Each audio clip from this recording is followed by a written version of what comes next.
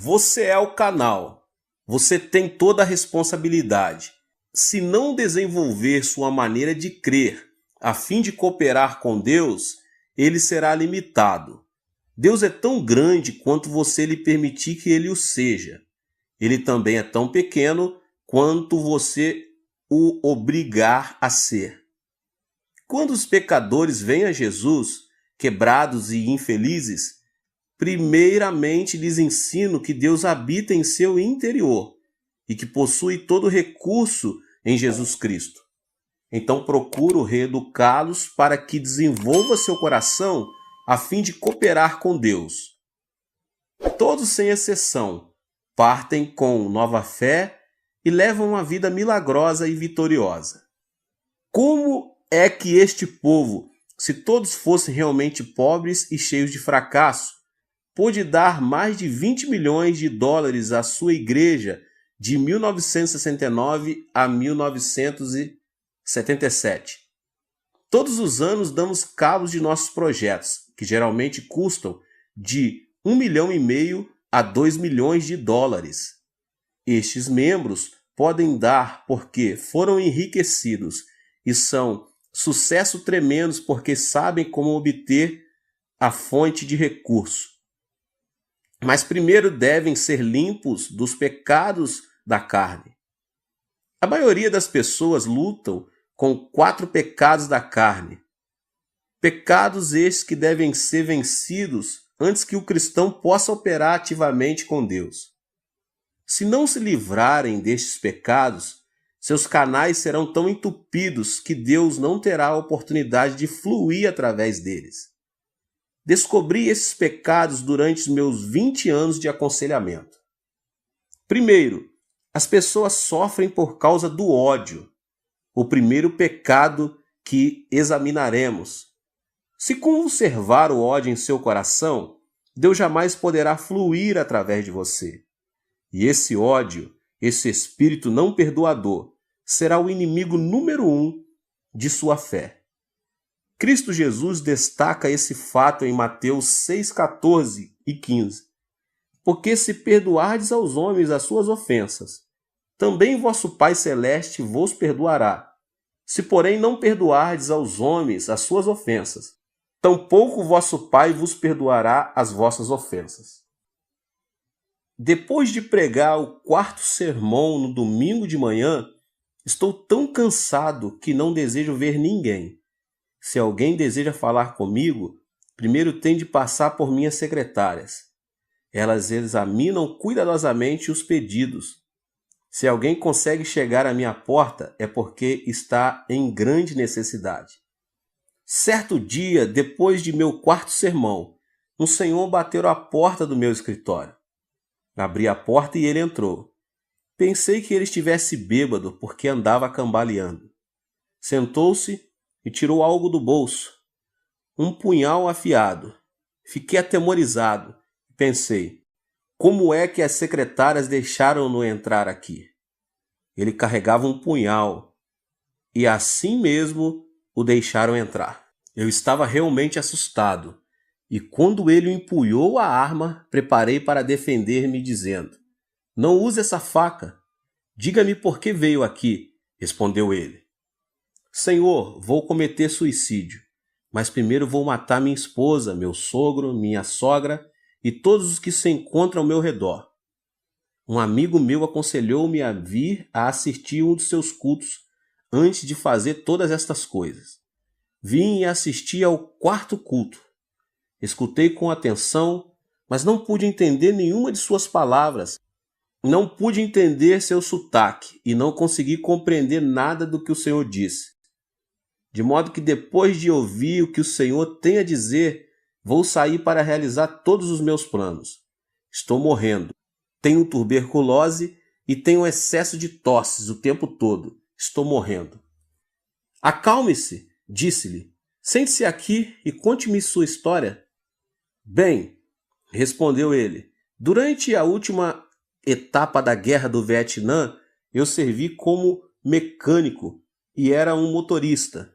Trabalhei em todas as linhas de frente, construindo trincheiras e estradas, arriscando a vida a fim de ganhar mais dinheiro. Enviava todo o dinheiro para minha mulher, e quando a guerra acabou, mal tinha o suficiente para sair do Vietnã. Mandei-lhe um telegrama de Hong Kong e esperava vê-la com as crianças no aeroporto de Seul. Mas ao chegar lá, não vi nem sombra deles. Pensei que talvez tivessem recebido meu telegrama, mas quando cheguei correndo em casa, descobri estranhos morando lá. Descobri que minha mulher tinha fugido com um jovem. Ela me havia deixado, levando todas as minhas economias. Morava em outra parte da cidade. Fui até lá e implorei-lhe que voltasse para mim. Ela se negou terminantemente. Fui ver meu sogro e minha sogra a fim de expor-lhes o caso. Deram-me $40 e me expulsaram de sua casa. Em menos de uma semana eu tinha um ódio ardente em meu coração e comecei a vomitar sangue. Agora a tuberculose acaba comigo rapidamente e não tenho esperança alguma. Vou destruí-los um por um. Então matarei a mim mesmo depois. Cavalheiro, disse-lhe eu, essa não é a maneira de fazer vingança. A melhor maneira de se vingar é encontrar um novo emprego, construir um lar mais lindo e melhor e mostrar a ele do que você é capaz. Desta maneira você realmente poderá vingar-se. Mas matá-los e depois matar a si mesmo não lhe trará satisfação alguma. Odeio-os, clamou ele. Enquanto os odiar, vai destruir-se, disse eu. O ódio destrói mais a pessoa que odeia do que aos outros. Por que você não experimenta Jesus? Perguntei. Quando Jesus entra em seu coração, todo o poder de Deus vem e habita em você. O poder de Deus fluirá através de você. Deus o tocará, o curará e restaurará a sua vida. Você poderá construir sua vida e isso seria vingança verdadeira contra seus inimigos. Enviei-o à montanha de oração, onde ele aceitou a Jesus Cristo como seu salvador pessoal. Contudo, ele não podia perdoar de todo a sua esposa. Pedi-lhe, pois, que bendizesse sua esposa. A melhor maneira de perdoar sua esposa é bendizê-la.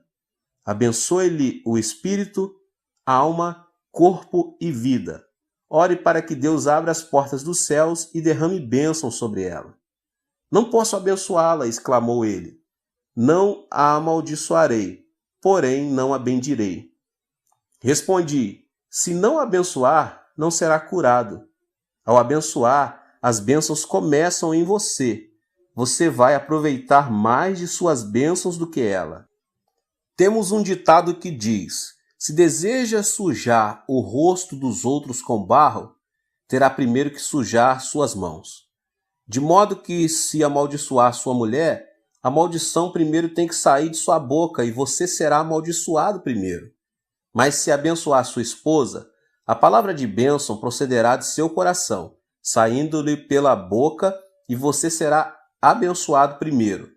Assim sendo, vá em frente e bendiga-lhe. Ele começou a abençoá-la, a princípio por entre os dentes, e orou. Ó Deus, abençoa minha mulher, abençoa e dá-lhe a salvação. Ó Deus, dá-lhe a bênção. Ele continuou a bendizer-lhe e em menos de um mês foi completamente curado da tuberculose e sua vida foi transformada.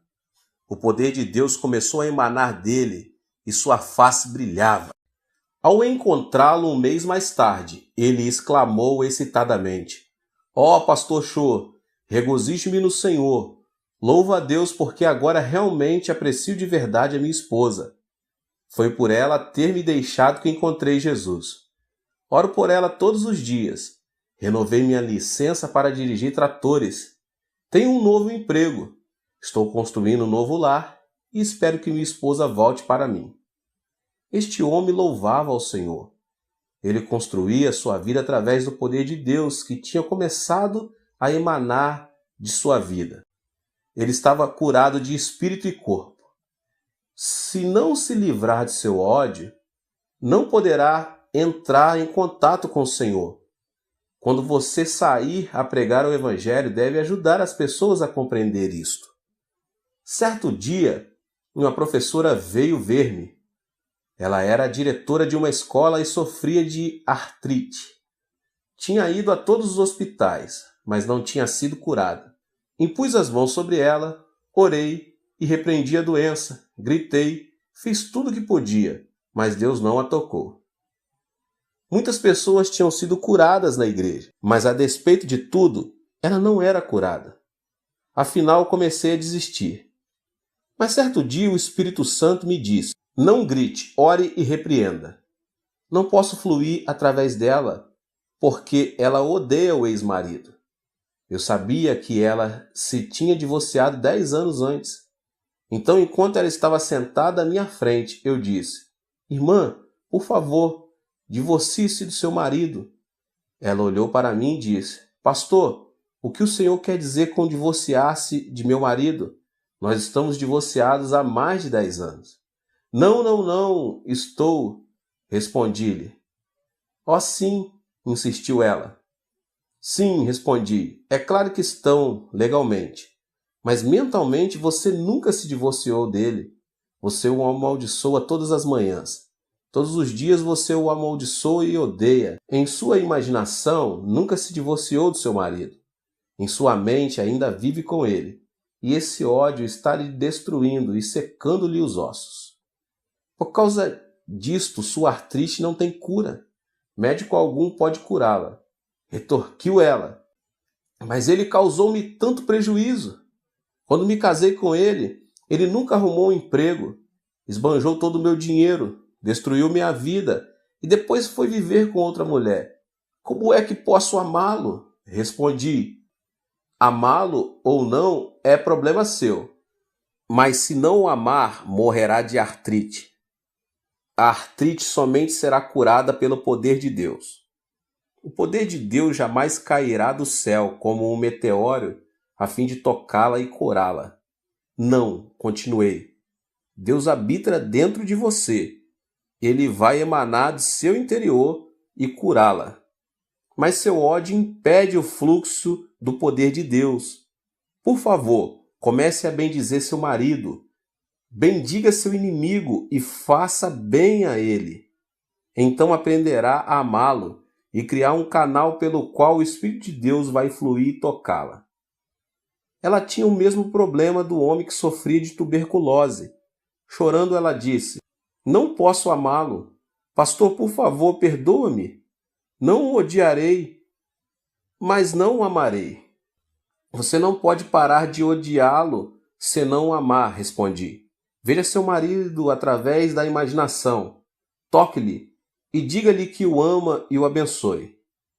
Uma vez mais, ela relutava, de modo que fiz uma oração por ela.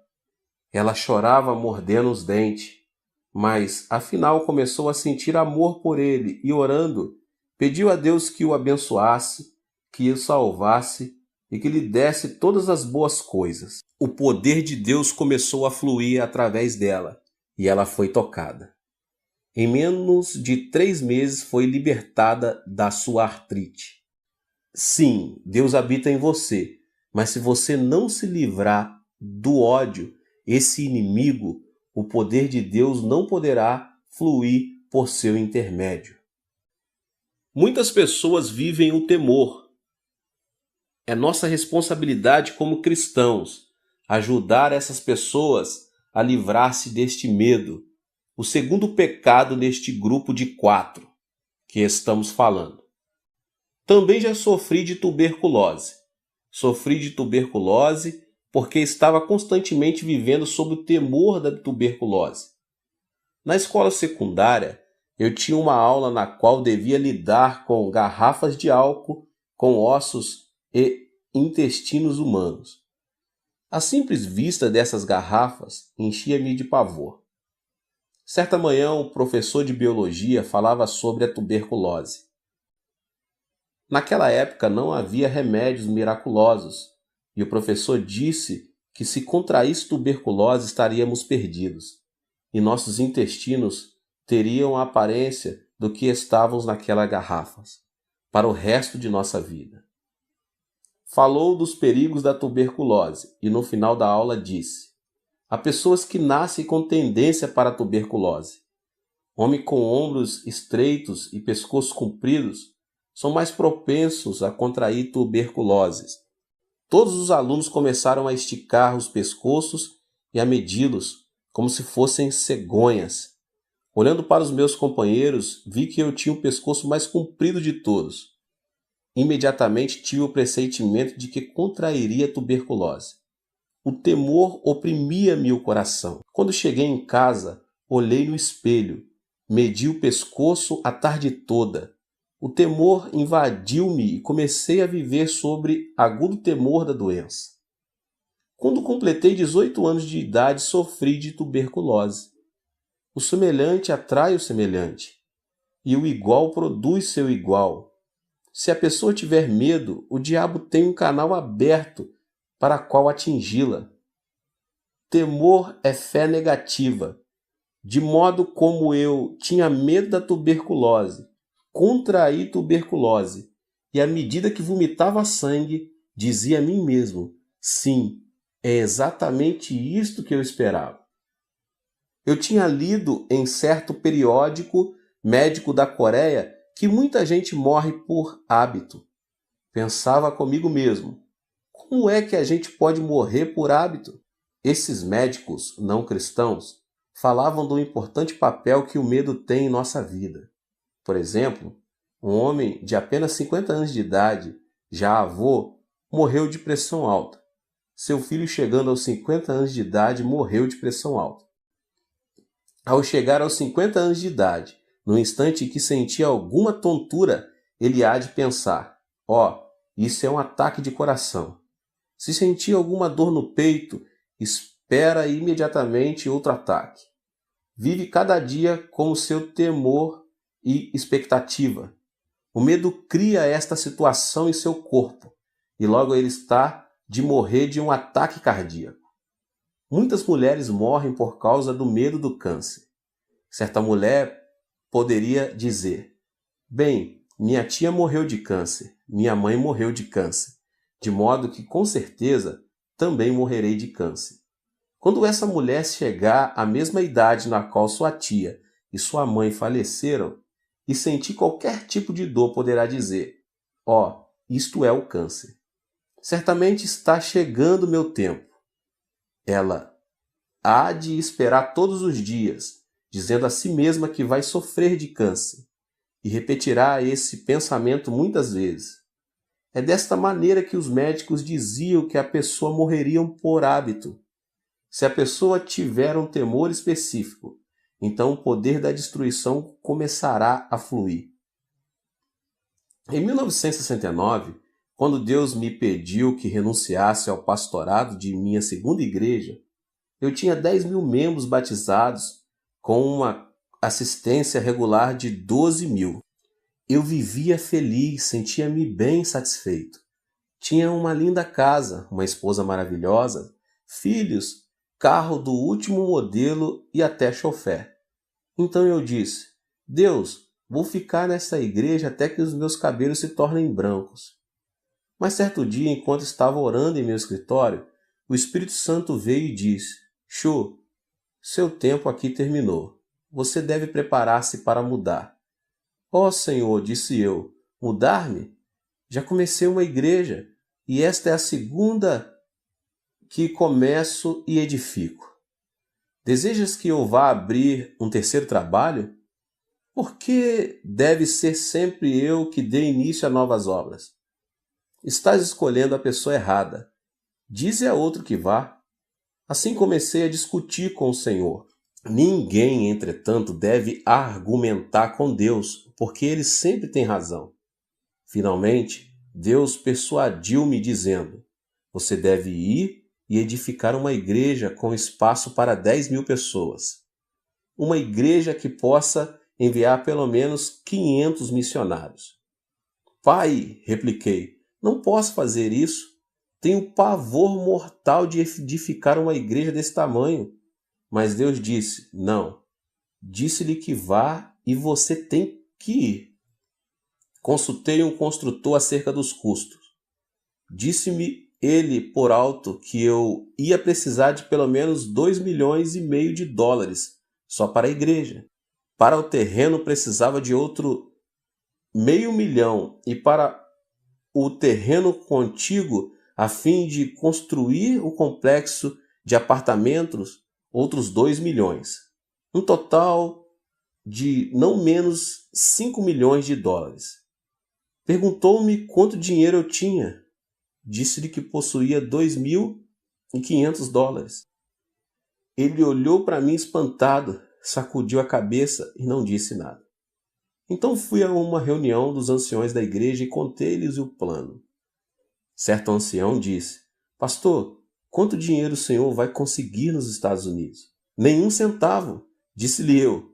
Disseram: O senhor é um bom homem, um ministro genuíno, mas não é homem de negócios. Não é assim que se constrói uma igreja em um complexo de apartamentos. Então reuni meus 600 diáconos. Quando lhes contei o plano, começaram imediatamente a agir como coelhos assustados, como se eu fosse impor-lhes um tributo de sangue. Senti-me desnorteado. Estava cheio de medo. Fui ao Senhor. Senhor, ouviste todas as palavras dos anciões e diáconos. Estão todos de acordo, de modo que o Senhor tem de pensar sobre este assunto de novo. Então o Espírito Santo falou ao meu coração: Filho, quando foi que lhe pedi que fosse falar aos anciões e com os diáconos? Então, eu não devia? Perguntei.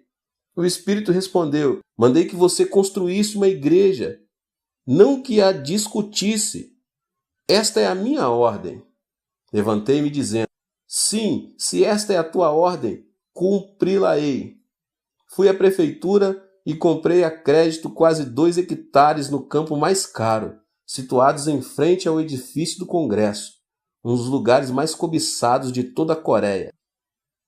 Depois fui ao construtor e assinei um contrato com ele para a construção da igreja e do complexo de apartamento.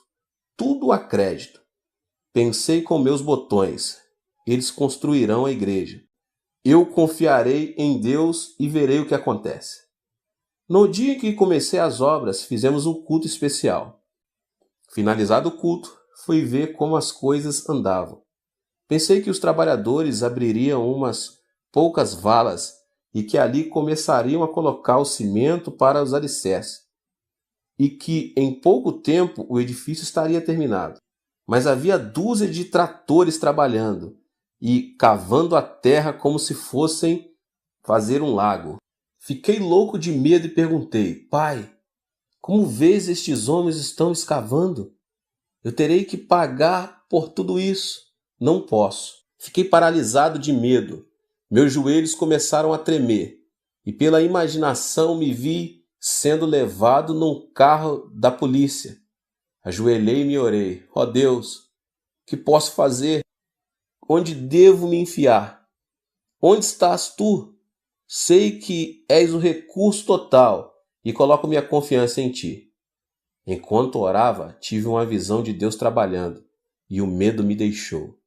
Quando abri os olhos e de novo vi as obras, voltei e senti-me cheio de medo. Por isso, durante o tempo que a construção durou, vivi mais com os olhos fechados do que com os olhos abertos. O mesmo princípio é verdadeiro em muitas situações. Se você olhar para as suas circunstâncias com seus olhos e com seus sentidos, Satanás o destruirá com temor. Mas se fechar os olhos e olhar para Deus, então poderá crer. Há 2 tipos diferentes de conhecimento: conhecimento sensório e conhecimento revelado. Devemos viver pelo conhecimento revelado, encontrado do Gênesis ao Apocalipse, não por conhecimento sensório. Devemos instruir as pessoas a desistirem do temor de seu ambiente, de suas circunstâncias. Se não o fizerem, não poderão desenvolver a fé, nem Deus poderá fluir através delas. Peça-lhes que lhes entregue seus temores ao Senhor. Ensine-lhes a colocar sua fé somente na palavra de Deus.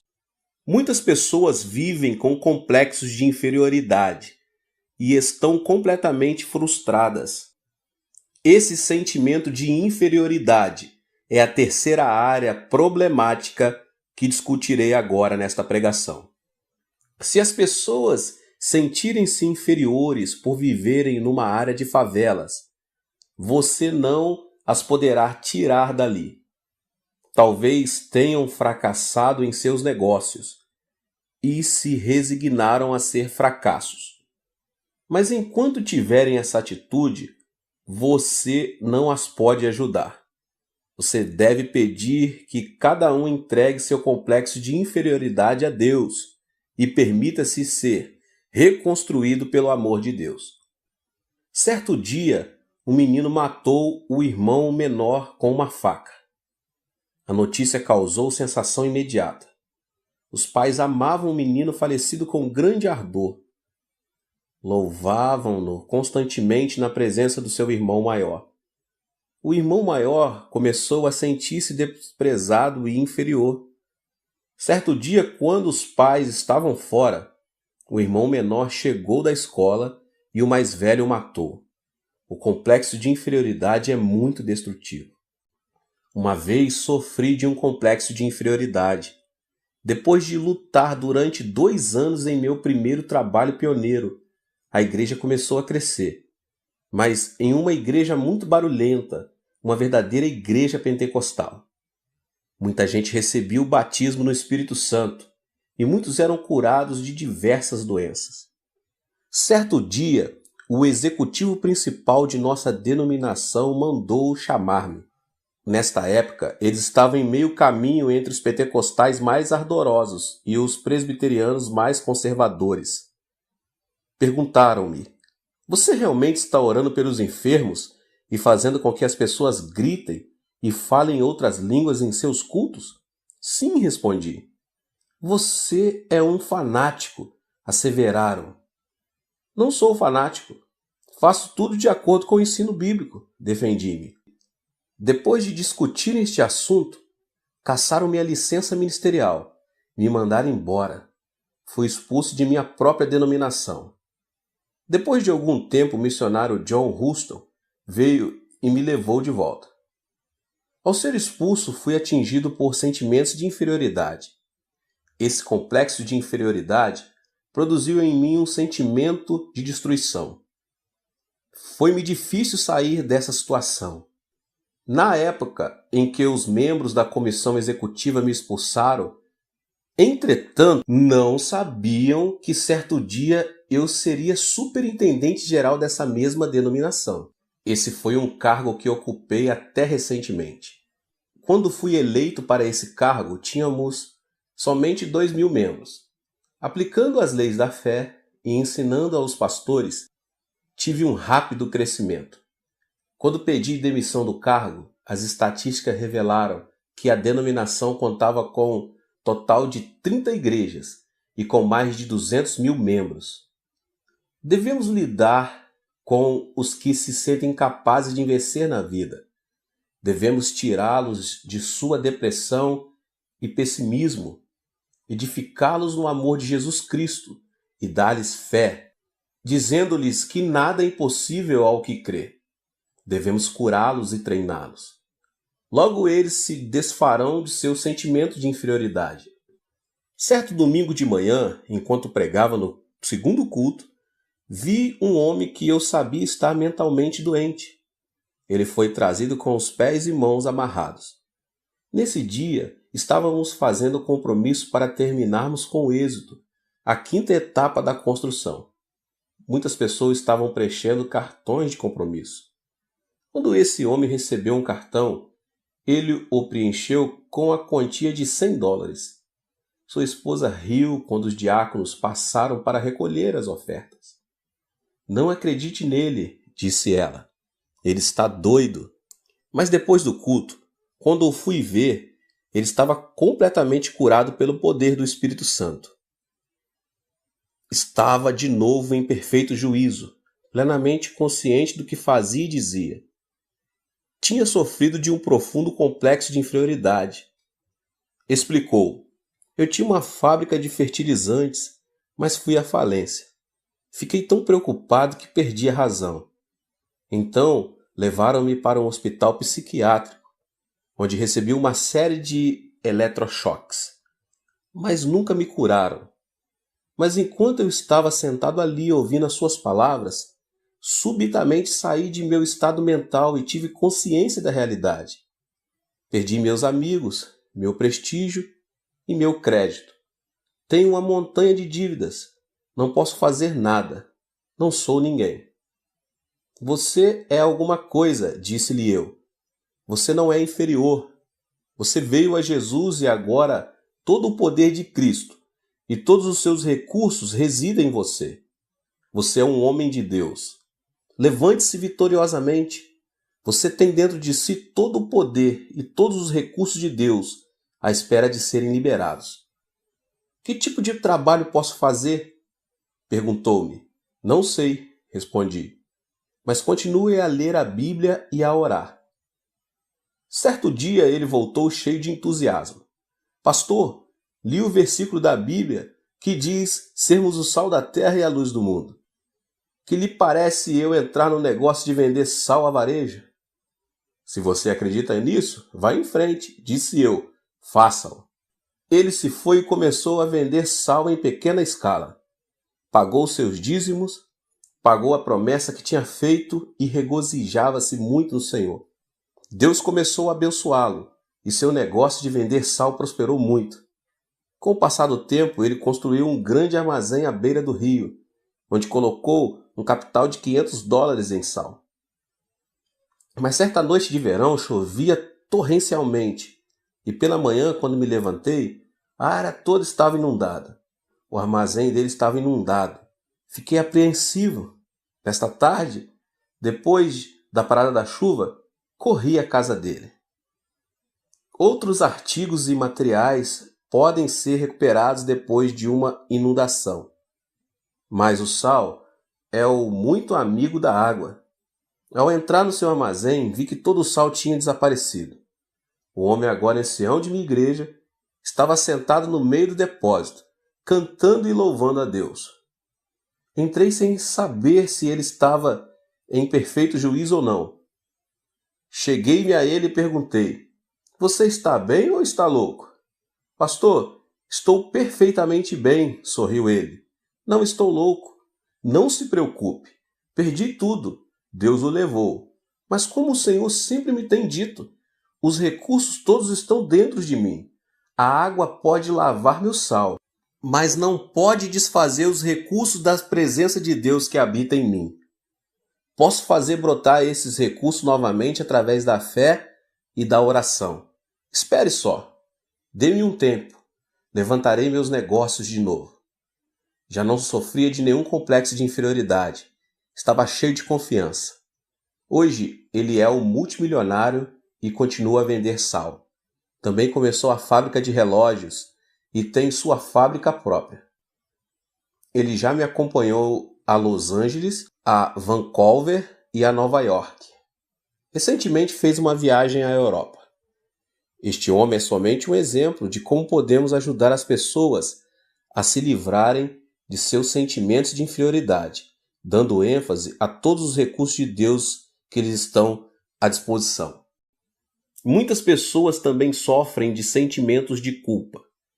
Este é o quarto problema que deve ser vencido antes que o cristão possa trabalhar ativamente com Deus. Pois enquanto a pessoa sofrer de culpa, Deus jamais poderá fluir através dela. Precisamos ajudar as pessoas a se livrarem de seus sentimentos de culpa. Precisamos fazê-las compreender que quando se sentem indignas e cheias de culpa, simplesmente poderão vir ao Senhor e Ele as limpará. Certo dia eu estava em meu escritório, quando entrou um lindo casal. O homem era uma pessoa muito elegante e sua esposa uma senhora adorável. Embora essa adorável senhora tivesse mais ou menos 30 anos de idade, parecia velha, emaciada e quase nem podia abrir os olhos. O marido disse: Pastor, minha mulher está morrendo. Já tentei tudo: psicologia, psiquiatria e todos os médicos, remédios imagináveis. Sou rico, já gastei milhares e milhares de dólares com ela, mas os médicos não puderam fazer nada. Agora desenganaram-na. Ouvi dizer que o Senhor realmente tem ajudado muita gente e que muitos foram curados por seu ministério. Disse-lhe que tudo isso era verdade e olhei para ela procurando o discernimento e a sabedoria de que ela precisava nessa situação. Orei silenciosamente. Senhor, ela veio até aqui. Agora o que faço? Imediatamente a voz de Deus falou. Ela sofre de uma doença psicossomática. Não é uma doença orgânica, é mental. Pedi que o marido saísse do escritório e, voltando-me para a mulher, disse: A senhora deseja viver? É preciso que viva por causa de seu marido, pelo menos. Se a senhora tivesse de morrer, já devia tê-lo feito, pois agora tem 3 filhos. Se morrer agora, deixando os filhos para o seu marido cuidar, realmente atrapalhará a vida dele. Portanto, de uma maneira ou de outra é preciso que a senhora viva para o seu marido e seus filhos. Gostaria de viver, disse-me ela. Então posso ajudá-la, mas somente com uma condição. Deve contar-me sua vida passada, respondi. Ela se aprumou na cadeira e com ira nos olhos respondeu: Será que estou numa delegacia de polícia? O senhor é um ditador? Por que me pede isso? Isto não é um interrogatório e não tenho que revelar meu passado. Então não poderei ajudá-la, respondi. Se a senhora persistir nesse curso de ação, vou pedir que Deus revele diretamente as áreas problemáticas do seu passado. Ela ficou espantada e, tirando um lenço da bolsa, começou a chorar. Depois de um longo suspiro, disse: Pastor, vou revelar meu passado, mas não acho que seja esse meu problema. Sim, disse eu. Esta é a causa de seus problemas. Meus pais morreram quando eu era bem jovem e praticamente fui criada por minha irmã mais velha. Minha irmã era como uma mãe para mim e meu cunhado como um pai. Tomaram conta de mim e morei com eles durante meu tempo de ginásio, colegial e faculdade. No meu 3º ano de faculdade, minha irmã foi para a maternidade a fim de dar à luz seu último filho. Durante o tempo em que ela esteve lá, eu tomei conta da casa e das crianças. Sem saber o que estava acontecendo, meu cunhado e eu nos apaixonamos. Não sei o que aconteceu comigo, mas caímos num relacionamento imoral. Logo a culpa alojou-se em meu coração. Desse momento em diante eu morreria de culpa. Mas meu cunhado continuava a telefonar-me de seu escritório e constantemente nos encontrávamos em motéis, hotéis e estações de água. Tive vários abortos e ainda assim não podia recusar os pedidos de meu cunhado. Eu morria de medo de minha irmã descobrir. Por isso meu cunhado intimidava-me continuamente. Eu estava sendo destruída aos poucos. Ao formar-me, decidi que casaria com o primeiro homem que me propusesse casamento. Encontrei um emprego e o jovem que agora é meu marido pediu-me para que casasse com ele. Nada perguntou do meu passado. Aceitei porque assim me afastaria de meu cunhado. Casei-me com ele e com o correr do tempo ele se tornou muito rico. Demitiu-se do seu antigo emprego e começou o seu próprio negócio. Agora está rico. Temos um bom lar, dinheiro, tudo. Mas desde o dia em que caí com meu cunhado, tenho sofrido destes fortes sentimentos de culpa. Sempre que tenho relações com meu marido, sinto-me como se fosse uma prostituta. Não tenho o direito de receber o seu amor. Por dentro choro amargamente. Meus filhos são como anjos. Gostam de me abraçar dizendo mamãe. E odeio a mim mesma. Sou eu que sou uma prostituta. Não sou digna de receber este tipo de amor de meus filhos. Não gosto de ver meu rosto no espelho e é por isto que me visto de maneira tão desleixada. Perdi o apetite e não sinto nenhuma felicidade ou alegria no coração. A senhora deve perdoar-se a si mesma, disse-lhe. Tenho boas novas para a senhora. Jesus Cristo veio e morreu na cruz pela senhora e pelos seus pecados. Nem mesmo Jesus pode perdoar os meus pecados, clamou ela, chorando. Meus pecados são grandes e profundos demais para serem perdoados. Fiz de tudo. Todo mundo pode ser perdoado, menos eu. Enganei minha irmã e não posso confessar-lhe o que fiz. Isso prejudicaria sua vida toda. Indaguei silentemente. Senhor, como posso ajudá-la? Tens de ajudar-me. Então ouvi um suave sussurro em meu coração e subitamente ocorreu uma ideia. Irmã, feche os olhos. Pedi-lhe fazendo o mesmo. Vamos até um lago lindo e silencioso. Agora estamos assentados à margem do lago. Há muito cascalho ao nosso redor. Tenho na mão uma pedrinha de cascalho. Por favor, apanhe uma pedra grande e joguemos o cascalho e a pedra dentro do lago. Vou jogar primeiro. Segure a pedrinha e jogue-a no lago. Ouviu o barulho da água? Um leve murmúrio e umas ondas. Onde está a minha pedrinha agora? Foi para o fundo do lago, respondeu ela. Certo, respondi. Agora é sua vez. Jogue a sua pedra. Sim, a senhora pode jogá-la. Muito bem. Qual foi o barulho dela? Foi grande e formou grandes ondas, respondeu ela. Mas onde está a sua pedra? Perguntei. No fundo do lago, respondeu ela. Bem, parece que ambas as pedras foram para o fundo do lago quando as jogamos. A única diferença foi o ruído e as ondas. A minha fez um barulhinho e a sua produziu um grande ruído.